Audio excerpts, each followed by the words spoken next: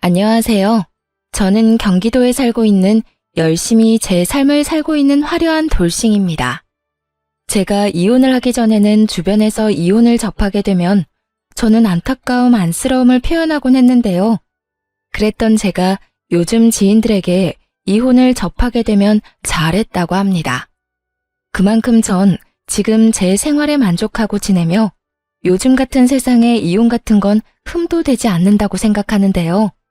지금은 이런 생각까지 하는 저이지만 저 역시 이혼을 할 당시에는 온갖 잡념들에 휩싸여 이혼을 하지 못하고 이리저리 끌려다녔습니다. 그러면 제가 어떤 일들을 겪었고 어떻게 해서 이혼까지 하게 되었는지 제 사연 들어보실래요? 저와 남편은 연애를 길게 하고 결혼까지 하게 된 부부였습니다.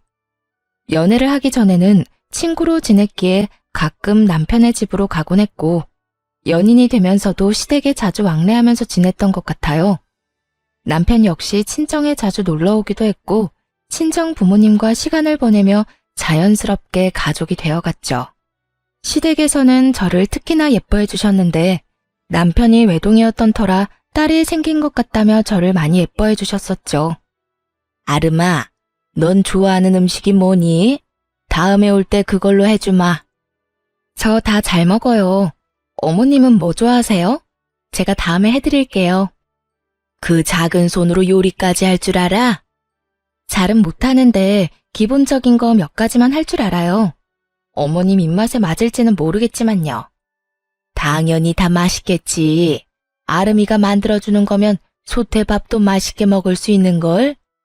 그런데 그런 일은 나중에 네 가정 생기면 네 자식한테나 해주고 지금은 내가 해주는 음식 먹어주려무나.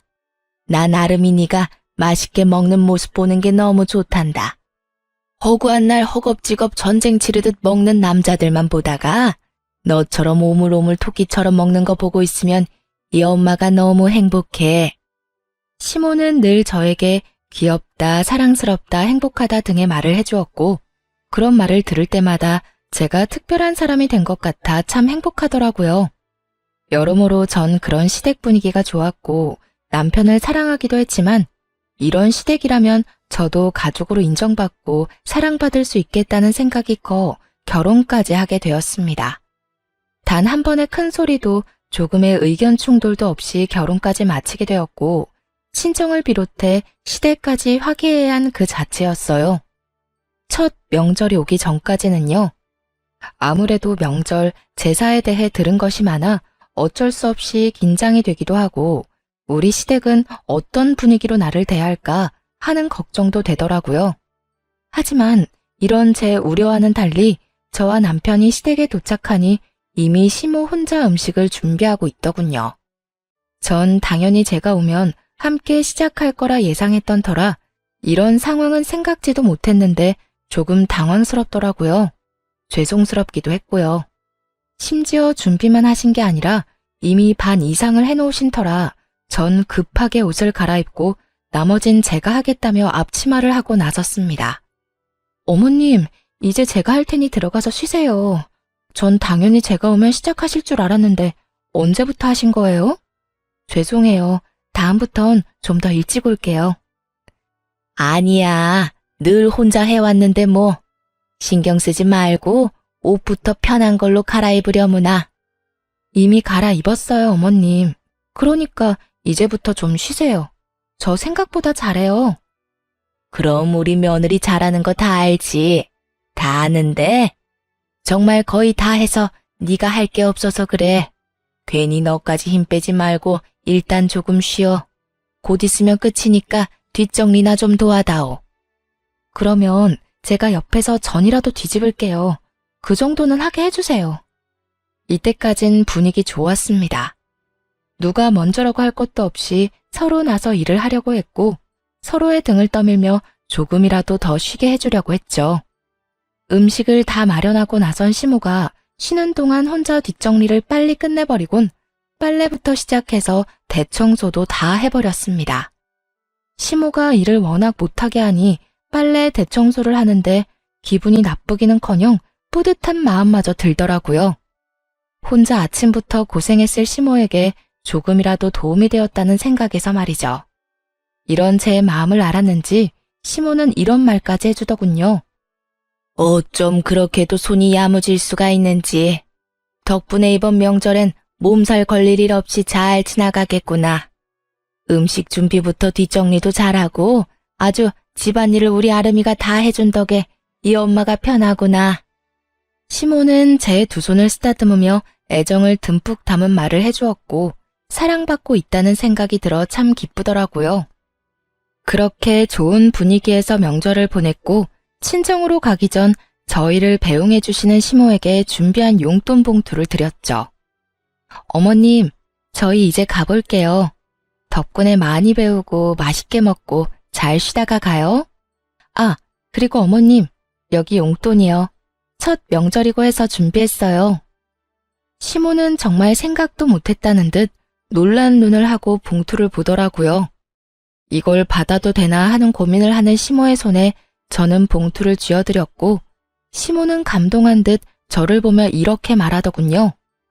어머나, 이런 거 필요 없는데. 이래서 다들 딸 타령을 하는가 보구나. 우리 아들은 생전 이런 봉투 내미는 법이 없었는데. 에이, 엄마, 생신 때 용돈 드렸잖아요. 생일마저 입 닦으면 네가 아들이야? 그건 당연한 거야. 어찌되었든 아가, 고맙다. 내가 잘 쓰마. 여기까지도 좋았습니다. 그런데 봉투를 확인한 시모가 불현듯 이런 말을 하더라고요. 미세하게 굳은 표정을 지어 보이면서요. 그런데 혹시 너희 친정에도 명절이라고 봉투 준비했니? 전쟁의 시작과도 같은 질문이었습니다.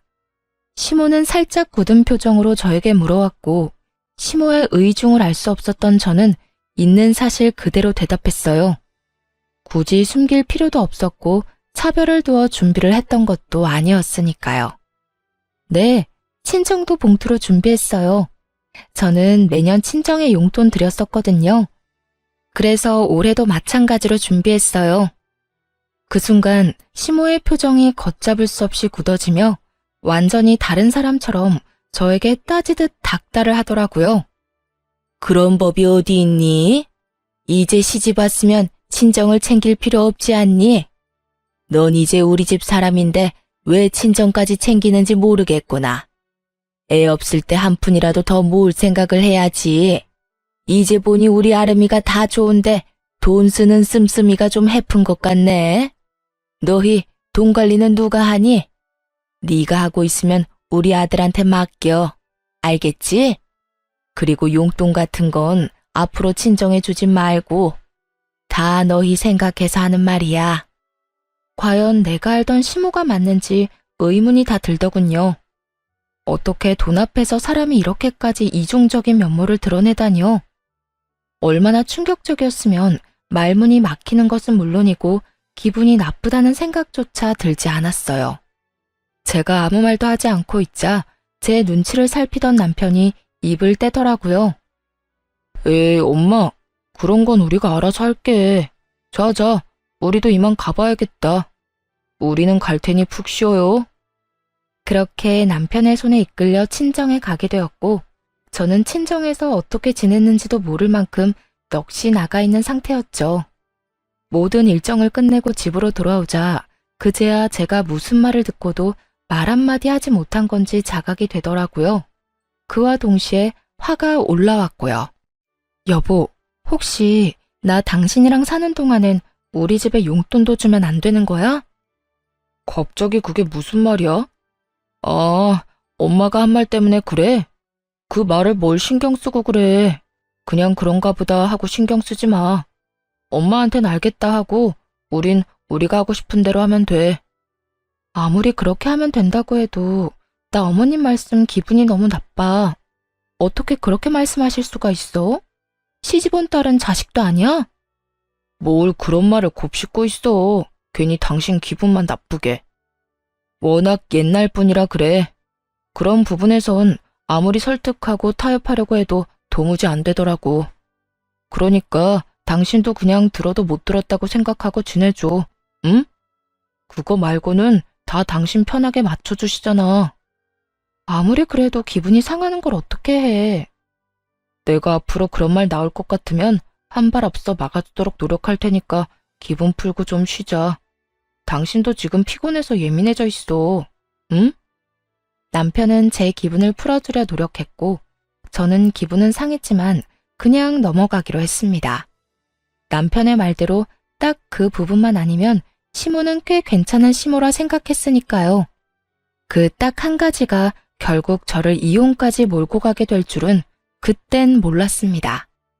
몇 번의 명절이 지나고 도무지 적응되지 않을 것만 같던 시모의 고지식한 면모도 적응이 되더라고요.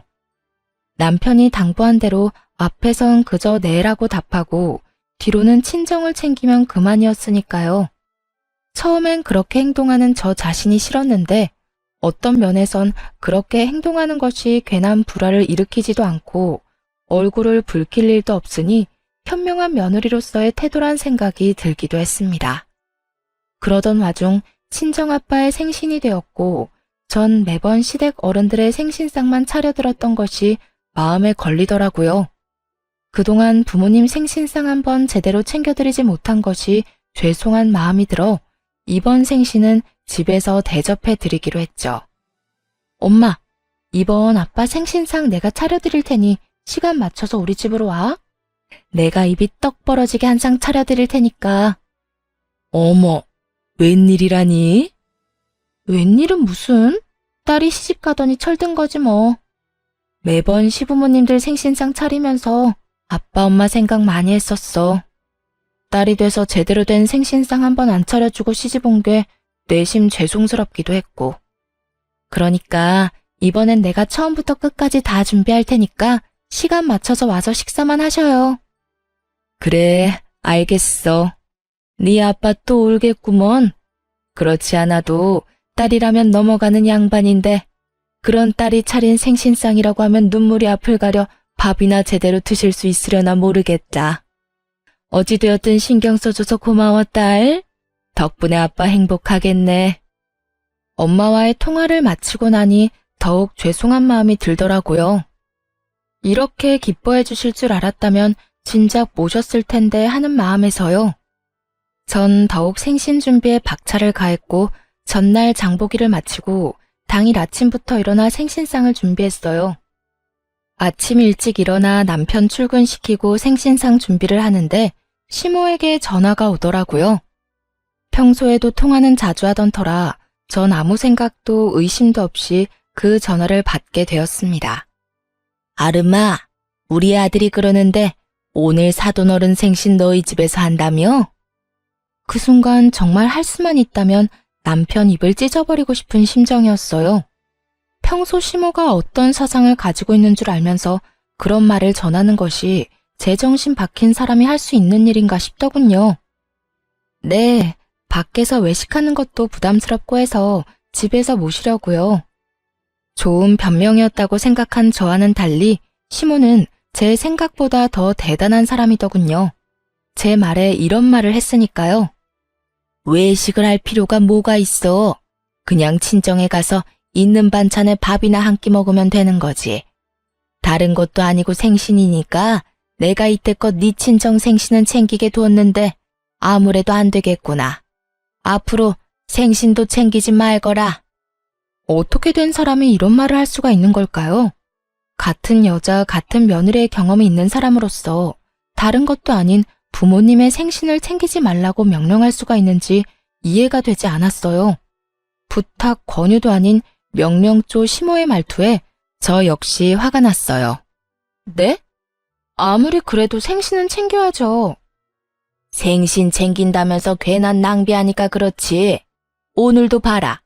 내가 너희 집 잠시 들린다고 우리 아들한테 연락 안 했으면 이딴 짓이나 하고 있다는 것도 몰랐을 거 아니니? 요즘 물가가 얼마나 올랐는데 생신상을 그것도 집에서 차려준단 말이니? 네가 우리 아들 집에서 그딴 짓거리 하면 퇴근하고 피곤한 우리 아들 제대로 쉬지도 못하고 그게 뭐 하는 짓이냐고? 혹시 아세요? 너무 화가 나면 아찔해진다는 것을요.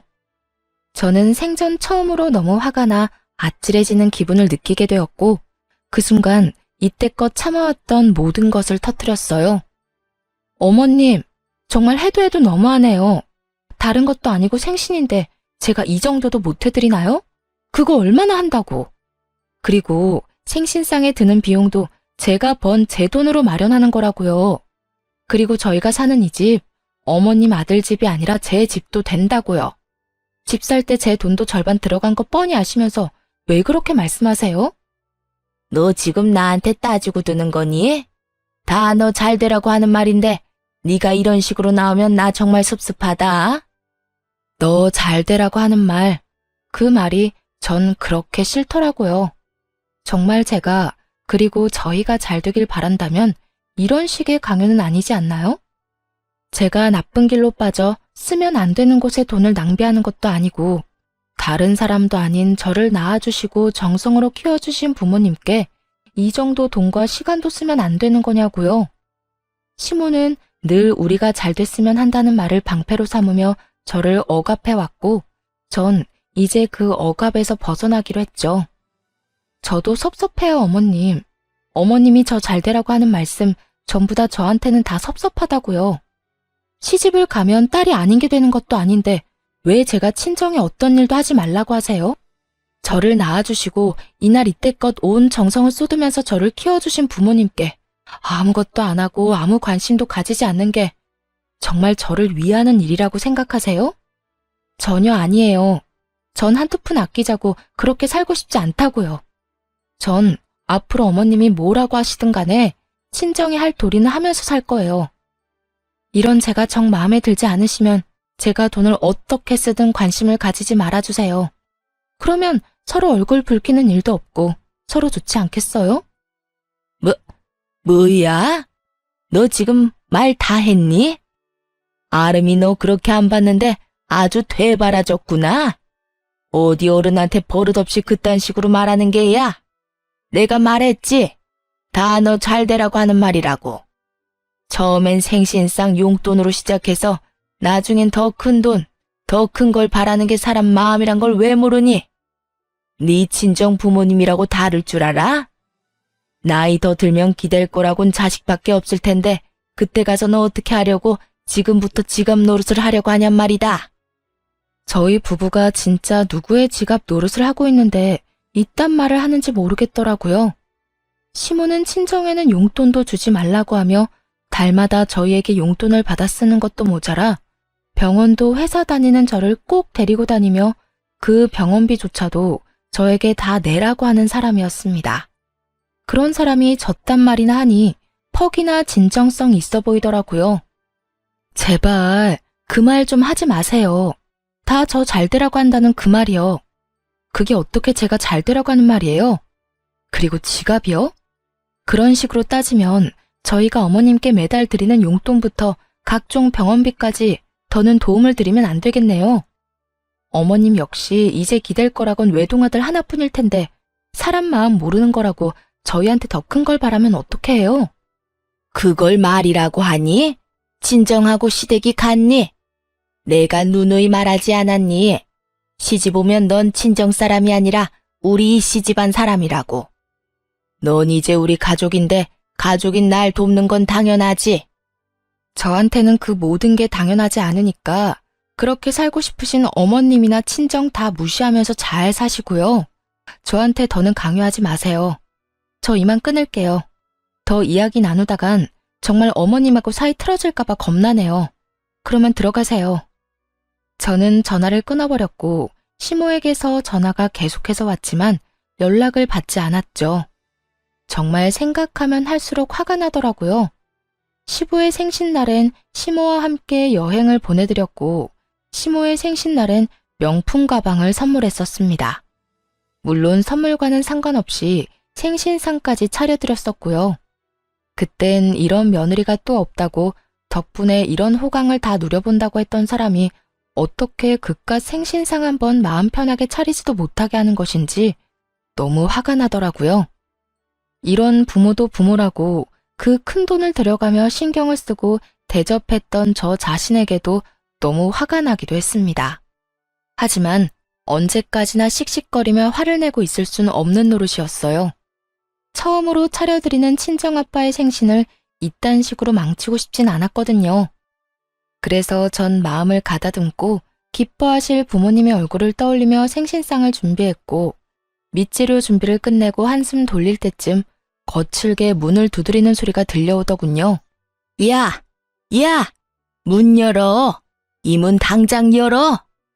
설마 했던 우려가 현실이 되는 순간이었어요.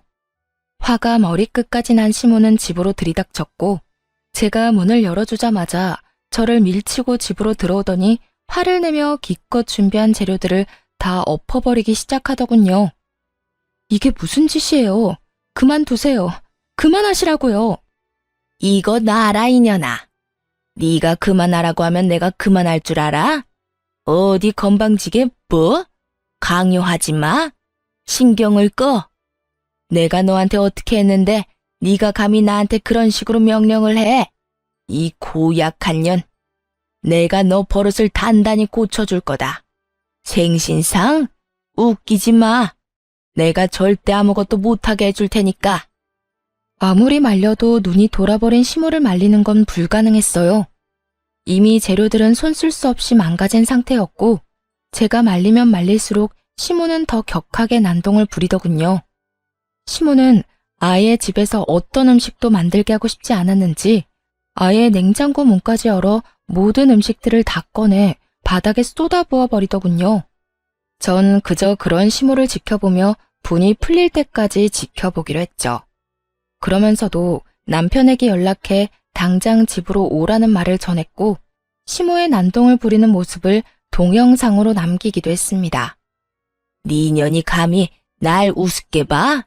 이게 오냐오냐 해줬더니 어른 무서운 줄 모르고 날뛰는 꼴이라니. 내가 이렇게까지 하는데도 네가 생신상 차려낼 수 있을지 두고 보자. 시모는 끊임없이 저를 향한 분노를 뱉어내며 난동을 부려댔고, 그 사이 집에서 가까운 회사에 다니던 남편이 집으로 불이 나게 뛰어들어오더군요. 모든 광경을 목격하게 된 남편은 많이 놀랐는지 멈칫거리며 입을 벌리더라고요. 그것도 잠시 반찬통을 들고 바닥으로 집어던지려는 시모를 가까스로 저지한 남편은 시모에게 소리를 지르며 화를 냈어요. 엄마, 이게 다 뭐야? 도대체 이게 무슨 짓이야? 이 사람이 무슨 잘못을 얼마나 했다고 이딴 짓까지 하냐고. 이거 놔라. 저 물건이 나한테 한 말 들으면 너도 내가 왜 이렇게까지 했는지 다 이해할 것이다. 저 사람이 어떤 말을 어떻게 했든 이건 아니지. 엄마가 뭐 때문에 화가 났는지 대충 알겠는데 그 어떤 이유로 얼만큼 화가 났던 간에 이건 아니야. 자신을 이해하기는커녕 저를 두둔하고 나서는 남편을 보며 시모는 더 큰 분노를 느끼는 듯했고, 그 분노의 화살은 다시 저에게로 향하더군요. 너 도대체 내 아들한테 뭐라고 했길래 내 아들이 나한테 이렇게 화를 내? 그리고 이를 데가 없어서 회사에서 열심히 일하는 사람한테 전화질을 한 게야? 너 이렇게까지 생각 없는 물건이었어?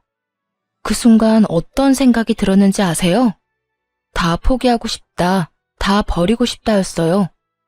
난장판이 되어버린 집만큼 제 마음 역시 난장판이 되어버린 상태였고, 무엇보다 이 모든 광경을 부모님께 보이면 절대로 안 된다는 생각도 들었습니다.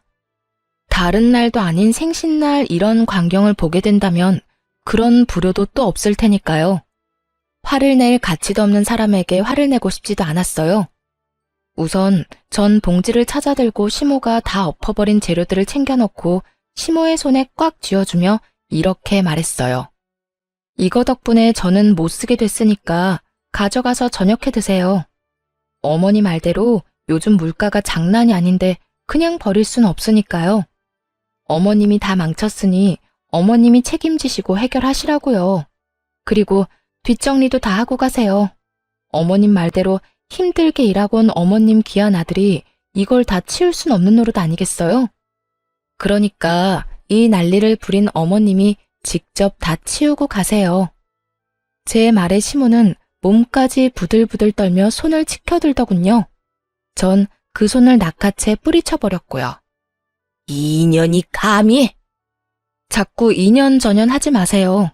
전 어머님한테 그딴 욕 들을 만큼 잘못한 거 없어요. 그리고 제 몸에 손도 대지 마시고요. 저희 부모님이 맞고 다니라고 시집 보낸 거 아니고요. 행복하게 지내라고 시집 보낸 겁니다. 그러니까 앞으로 저한테 함부로 대하지 말아주세요. 여전히 몸을 부들부들 떨던 시모는 누가 말릴 새도 없이 이번엔 제 머리채를 획 잡아버렸고 워낙 순식간에 일어난 일이라 어떤 반응도 하지 못했어요. 그 순간 부모님의 목소리가 들리더라고요. 연락도 없이 이렇게 일찍 와도 되는 거야? 집에 가보고 없으면 전화하면 되죠 뭐. 연락하면 분명 오지 말라고 할 게 뻔하다고요. 아무리 당신 생일상이라고 해도 어떻게 애한테 다 맡겨놓고 가만히 있어요? 나라도 가서 좀 도와야지. 그런데 왜 문이 열려있지? 얘는 겁도 없이... 어머, 이게 다 뭐야? 사돈, 뭐 하는 짓이에요? 아무래도 제가 마음에 걸렸던 부모님은 뭐라도 도울 마음에 일찍 저희 집으로 오셨고 남편이 급하게 집으로 들어오느라 문을 잠그는 것을 깜빡했던 것이었습니다. 참고로 저희 집은 디지털 자물쇠가 아닌 열쇠로 문을 열고 닫는 터라 문을 닫는다고 해도 잠기진 않는 문이었고 심지어 문을 제대로 닫지 않아 조금 열린 상태였던 거죠. 아무것도 알 리 없었던 부모님은 문을 열고 집으로 들어왔고 그곳에서 처음 본 것이 제가 시모에게 머리채를 잡혀 이리저리 휘둘리고 있는 상황이었던 것이었어요. 그것도 아빠의 생신날 말이죠. 제가 떠올리기도 싫었던 최악의 상황이 되어버렸고 제가 시모의 손에 휘둘리는 그 순간에도 부모님에 대한 죄송함에 어찌해야 할 바를 모르겠더라고요. 하지만 시모는 머리끝까지 화가 난 엄마의 고함을 듣지 못할 만큼 흥분한 상태였고 여전히 저를 놓을 기미가 보이지 않는 상태였습니다. 그 순간 엄마보다 더 화가 난 아빠가 다가와 시모의 손을 낚아채 멀뚱히 서 있는 남편의 쪽으로 시모를 던지듯 밀어버렸습니다. 시모는 남편의 품에 고꾸라졌고 그런 시모를 아빠는 무서운 표정으로 아무 말도 하지 않고 그저 노려보시더군요. 그런 아빠를 대신해 엄마가 시모에게 화를 내기 시작했습니다. 이보세요. 지금 도대체 이게 다 무슨 짓이에요? 우리 딸이 뭘 그렇게 잘못했다고 애를 이렇게까지 잡는 거냐고요? 아니, 잘못을 했더라도 말로 타이르면 되는 일이지 우리 애가 짐승도 아니고 어떻게 이런 짓을 할 수가 있어요? 입 없어요? 말할 줄 몰라요? 그 뚫린 입으로 말 좀 해보라고. 격한 감정을 드러내며 시모에게 따져묻는 엄마와 아무 대답도 하지 않는 시모. 그야말로 그런 난리가 또 없는 상황이었어요. 그 상황에서도 화가 나는 것은 시모의 침묵이었어요. 엄마의 그 어떤 물음에도 시모는 그저 침묵을 지키고 있었는데 그 침묵의 의미는 미안함이 아닌 그저 말도 섞고 싶지 않다는 느낌이 강하게 들었기 때문입니다.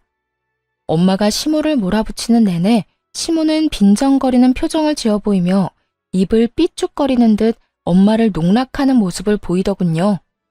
그 모습은 너는 짓거려라, 난 안 듣는다는 식의 무시와 다름이 없었고 엄마도 저와 똑같이 느꼈는지 말할 가치도 없다시며 저를 데리고 나와 친정으로 와버렸습니다. 그리고 그날 저는 몰랐던 사실을 알게 되었습니다. 그 여편네 진짜 미친 거 아니야? 어떻게 감히 너한테 이딴 짓을 할 수가 있어? 네 남편은 도대체 뭐 하고 있었니? 네가 그런 일을 당하는데 멀뚱히 서서 구경만 하고 있다는 게 말이나 돼? 엄마가 일찍 서두르지 않았으면 어떻게 됐을 거야? 여보, 그만해. 아름이 놀란 거 안 보여? 그러니까 애한테 그러지 말고 흥분 좀 가라앉혀. 네가 뭘 잘못했다고 고개 숙이고 있어. 딸, 고개 들어. 너 잘못한 거 하나도 없어.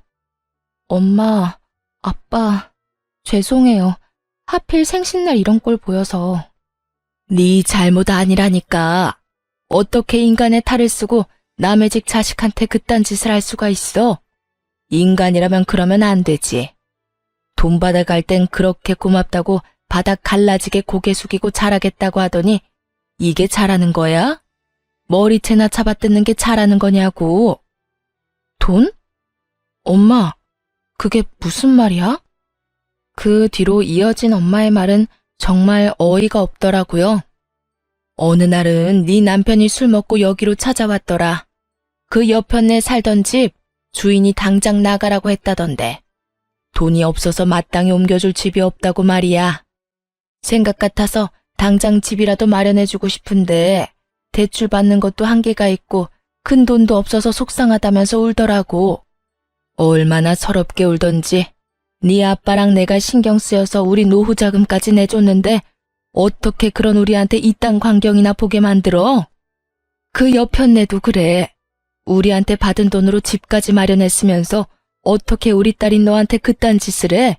아니, 돈을 다 떠나서 자기 자식 귀하면 남의 자식 귀한 줄도 알아야지.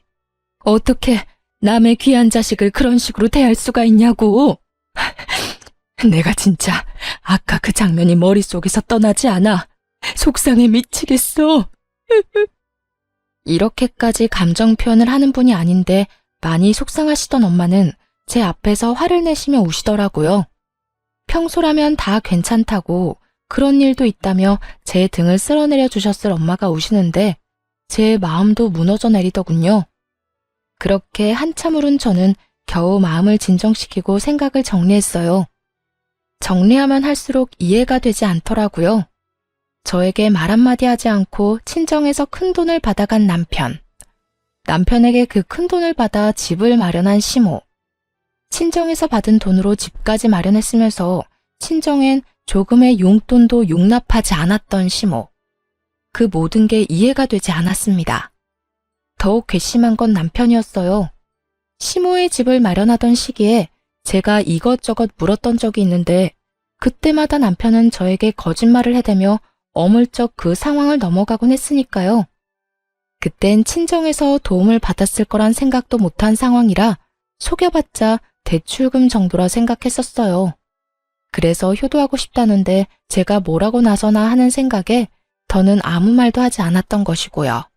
하지만 그 모든 행동이 저를 속이기 위한 행동이었다고 생각하니 너무나도 괘씸하더군요.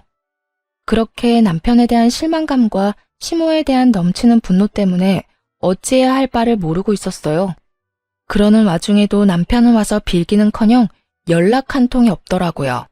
분노와 체념이 오가는 며칠이 흐른 후 남편에게 연락이 왔고 전 친정 근처 카페에서 남편을 만나게 되었습니다. 어쩌면 싹싹 빌며 사과를 해올 수도 있을 거라 생각했는데 남편은 다리를 꼬고 앉아 저에게 이혼을 통보하더라고요. 그 역시도 제 예상 안에 있기도 했지만요. 우리 이혼하자. 뭐? 이혼? 그래, 이혼. 엄마랑 많이 이야기해봤는데 아무래도 우리 이혼하는 게 좋을 것 같아. 당신이랑 엄마 사이에서 나도 힘들고 당신도 앞으로 우리 엄마 보기 싫을 거고 그러면 난 더 힘들어질 거고 우리 앞날이 뻔하잖아. 지금 이혼을 입 밖으로 내뱉고 싶은 사람이 누군데 감히 누가 먼저 이혼을 입 밖에 내나 싶더라고요. 그러면서도 그 검은 속내가 뻔히 보이기도 했고요. 이혼? 당연히 해야지. 그런데 당신 우리 집에서 돈 많이 받아갔더라. 그 돈으로 어머님 집 사는데 보태드렸고 이혼은 하는데 돈은 다 토해내야 하지 않겠어? 제 말에 남편은 그게 무슨 헛소리냐고 웃더라고요. 그러면서 하는 말은 정말 가관이었습니다. 내가 왜 그 돈을 줘야 해?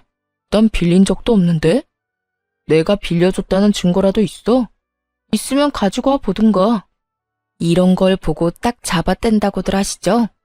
네, 남편도 그런 적 없다며 딱 잡아떼기 시작하더라고요. 여유롭게 커피까지 홀짝홀짝 마셔대며 증거가 있다면 가지고 오라는데 그 모습이 참 하찮더라고요. 얼마나 보고 배운 것이 없으면 저렇게까지 뻔뻔할까 싶기도 하고 얼마나 생각하는 바가 밑바닥이면 저딴 행동밖에 하지 못할까 싶기도 해서요.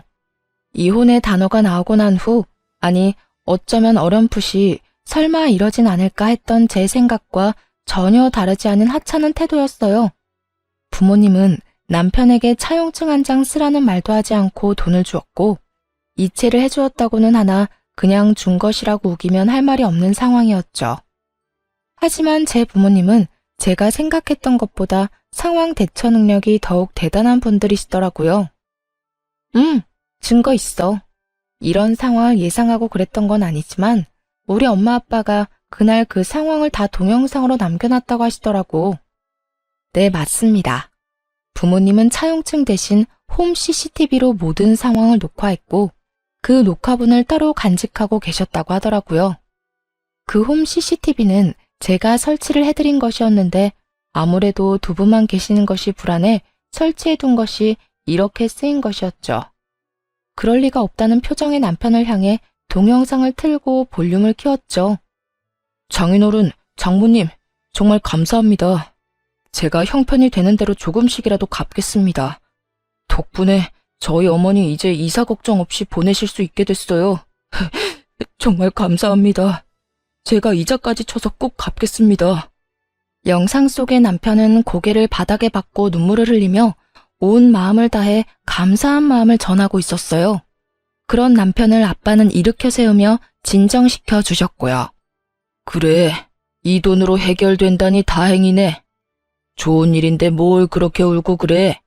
인제 그만 울고. 자네, 내가 이 돈 왜 빌려주는 줄 알지? 우리 딸 눈에 눈물 흘리게 하지 말라고 빌려주는 걸세. 돈 때문에 자네가 힘들어하면 우리 딸도 힘들 테니 우리 노후 자금까지 털어서 빌려주는 거라고. 네, 잘 압니다. 제가 아름이 눈에 눈물 흘리지 않게 잘하겠습니다. 정말 세상에서 제일 행복한 여자로 만들어줄 겁니다. 그래, 그거면 됐어. 혹시나 우리 딸 눈에 눈물 나게 하는 날엔 지금 이 돈 한 번에 다 갚아야 할 거야. 농담 아니네. 나는 다른 건 몰라도 내 딸 눈에 눈물 나는 꼴은 못 봐. 자네, 내 말 무슨 뜻인지 알지? 네, 잘 알겠습니다. 혹시나 아름이랑 제가 잘못되면 당연히 이 돈은 다 돌려드려야죠. 하지만 그런 일은 절대로 없을 테니 걱정하지 마십시오. 차용증이라도 쓰라고 하면 쓰겠습니다. 됐어. 차용증은 무슨. 그런 건 필요 없으니까 약속이나 잘 지켜. 아빠의 말처럼 차용증은 필요가 없었죠. 이렇게 버젓이 동영상이 있으니까 말이죠. 남편은 사색이 되어 저에게 아무 말도 하지 못한 채 눈만 동그랗게 치켜뜨고 있었고 전 그런 남편에게 이혼 통보를 되돌려 주었어요. 이혼하자고 했지? 뭐라고 했더라? 우리 앞날이 뻔하다고 했었나? 그렇긴 해. 우리 앞날이 너무 뻔하게 잘 보여서 나도 더는 당신이랑 못 살겠다. 이렇게 이혼할 거 이때까지 왜 참고 살았나 모르겠어. 어찌되었든 위자료 청구는 할 거니까 준비해놔. 당신 포함해서 당신 엄마한테도 소장 갈 거니까 참고하고. 그러면 법원에서 봐. 할 말을 다 한 제가 자리에서 일어나려고 하자 손바닥 뒤집듯 태도를 180도 바꿔버린 남편놈이 제일 가벼운 무릎부터 꿇더라고요. 여보, 잠시만. 정말 이혼하자는 말이 아니었어. 그런 뜻이 아니었다고. 내 말 좀 들어봐. 들을 말이 뭐가 있어. 네가 뭘 생각하는지, 어떤 생각으로 나한테 이혼까지 하자고 하는지 누구보다 더 잘 알고 있는 게 난데. 돈 빌려갈 때는 목이 부러지라 조아리면서 다 갚는다고 호언장담을 하더니 뭐? 빌린 적이 없어? 이 영상 없었으면 너 끝까지 그런 적 없다면서 이혼하자고 난리를 부렸겠지? 내 말이 틀려? 됐어. 너 같은 인간 쓰레기를 무슨 말을 더 하겠니? 난 이제 너한테 듣고 싶은 말도 전혀 없고 더는 너 같은 인간한테 하고 싶은 말도 없어. 아니야, 그런 게 아니라고. 난 그저 내가 이혼하자고 하면 당신이 숙이고 들어올 줄 알고 그런 거였어. 그리고 돈은 당신이 막 몰아붙이니까 나도 순간 짜증이 나서 아무 말이나 짓거린 거야. 아, 진짜 구질구질하다. 변명을 하라거든 제대로나 해. 되지도 않는 변명으로 그렇지 않아도 폭발 직전인 사람 더 열받게 하지 말고. 변명이 아니라 진심이야. 제발 내 말 좀 믿어주라. 나 당신 아직 많이 사랑해. 사랑 같은 소리 하네. 이거 나. 남편은 그제야 저를 붙잡고 늘어졌지만 전 그런 남편의 손을 뿌리치고 자리를 벗어났습니다. 그 후 예정대로 남편과 시모에게 소장을 날렸고 그 결과 위자료도 받고 이혼까지 마무리하게 되었습니다. 부모님 역시 전 남편에게 빌려주었던 돈을 다 돌려받게 되었고요. 친정 부모님께 줄 돈과 저에게 줄 위자료 때문에 전 시모는 집을 다시 팔고 작은 월세집으로 이사하게 되었고, 전 남편 역시 저에게 최고액의 위자료를 주게 된 탓에 빚쟁이가 되어 전 시모의 집으로 들어가게 되었죠. 그렇게 모든 게 끝났다고 생각했는데 전 시모에게 전화가 오더라고요. 아름아, 잘 지냈니? 첫 마디에서 온몸에 소름이 쫙 돋는 것이 귀신 목소리를 들은 것처럼 기분 나쁜 소름이 돋더군요. 전 아무 대답도 하지 않았고 그런 상황을 예상했다는 듯 시모는 아랑곳하지 않고 자기 말을 이어나가더군요. 잘 지내지? 잘 지내겠지. 우리 아름이는 야무지고 똑똑하니까. 다름이 아니라 내가 그동안 생각 많이 해봤는데 내가 여러모로 너한테 몹쓸 짓을 많이 했더구나. 너 같은 며느리가 또 어디 있다고 내가 너한테 그런 짓을 한 건지. 네 남편, 아니 우리 아들한테 혼 많이 났다. 나 때문에 너랑 이혼하게 됐다고 날 많이 원망하더구나. 틀린 말은 아니지. 내가 널 이혼시킨 거나 마찬가지지. 내가 정말 미안해. 그래서 말인데 내가 이렇게 사과할 테니 이혼은 없던 일로 하면 안 되겠니? 기가 막히더라고요. 이제 와서 속내가 뻔히 보이는 사과를 하는 것도 어이가 없었지만 전 남편 역시 어이없기는 매 한 가지였어요. 본인이 누굴 원망할 처지조차 되지 않으면서 감히 누굴 원망하는 것인지. 저요, 전 시모에게 그 모진 수모를 겪었을 때도, 전 남편이 저도 모르게 큰 돈을 친정에서 받아갔을 때도 화가 나고 괘씸하긴 했지만 이혼하겠다고 확실하게 마음먹은 건 아니었어요. 시모야 연을 끊고 살면 되는 거고 다른 사치 부리는 데 쓴 돈도 아닌 부모 집 마련해준다고 빌려간 돈이야 갚으면 그만이라고 생각했으니까요. 하지만 전 남편은 제 이런 마음을 짓밟는 것도 모자라 부모님이 자신을 믿고 차용증을 쓰지 않았다는 것을 악용해 돈까지 꿀꺽 삼키려는 모습을 보며 비로소 이혼을 결심하게 되었던 것이었어요. 물론 불을 지핀 건 시모가 맞지만 그 작은 불씨를 큰 불로 만든 것이 본인이면서 시모를 앞세워 저를 설득하려는 그 속내가 참 어이없으면서도 화가 나더군요. 저는 그럴 생각 없어요. 전 그 인간한테도 오만정이 다 떨어졌다고요. 받을 도움은 다 받고 돈 안 갚아도 되겠다 싶으니까 저부터 버리는 남자. 당신 같으면 데리고 살고 싶겠어요? 거기에다 집도 절도 없는 빚쟁이인 남자를요? 저 그 정도로 바보는 아니에요. 아름아, 그러지 말고 다시 한 번만 생각해 주려무나. 우리 아들 금방 일어설 수 있어. 아직 나이가 젊잖니. 그러니까 그간의 정을 생각해서라도 다시 생각해 주려무나. 결국 전 시모는 악어의 눈물을 쏟아내며 매달리기 시작했고 전 그런 시모에게 이렇게 말했습니다. 그러니까요. 나이도 젊은데 제가 왜 그딴 인간이랑 살아야 하나요? 앞으로 살 날이 긴데 그딴 인간 뒷바라지만 하면서 살라고요? 밑 빠진 독에 물 부어가면서 고생할 마음 없으니까 다신 연락하지 마세요. 저는 전화를 끊어버린과 동시에 차단해버렸고 그 후론 연락이 닿는 일은 없었습니다. 참 한심하지 않나요? 가만히라도 있으면 절반이라도 간다고 그저 주는 대로 받고 하는 대로 가만히 두기만 했더라도 좋은 집에서 편하게 잘 살았을 텐데. 괜히 건드리면 안 될 사람을 건드려서 저 고생을 하나 싶었네요.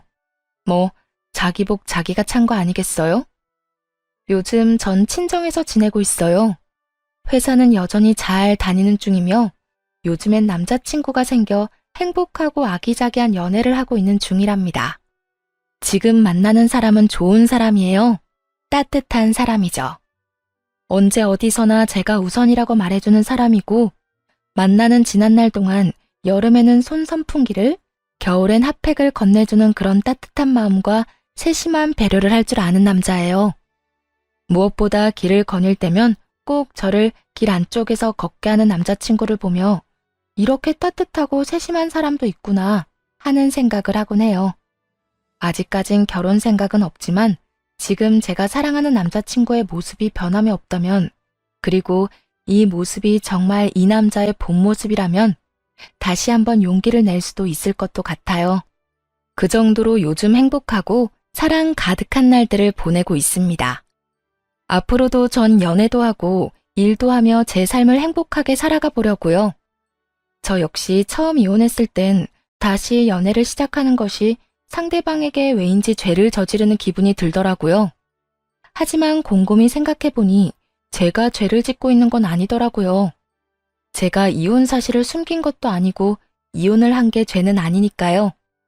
제가 뭘 하든 어떤 연애를 하든 그건 제 자유 아닐까요? 그러니까 저와 비슷한 상황의 돌싱녀, 돌싱남 분들, 우리도 행복하게 살아봐요. 언제까지나 아픔에 절망감에 빠져 시간을 낭비할 순 없지 않을까요? 충분히 아파했고 충분히 힘들었던 만큼 이제 우리 다들 행복합시다. 꼭 새로운 사람을 만나 새로운 출발을 하는 것만이 아닌 본인이 원하는, 본인이 꿈꾸는 그 행복을 위해 다 함께 노력해봐요. 그러면 저는 모든 분들의 행복하고 사랑 가득한 삶을 응원하며 이만 물러가 볼게요. 긴 사연 들어주신 모든 분들 감사합니다.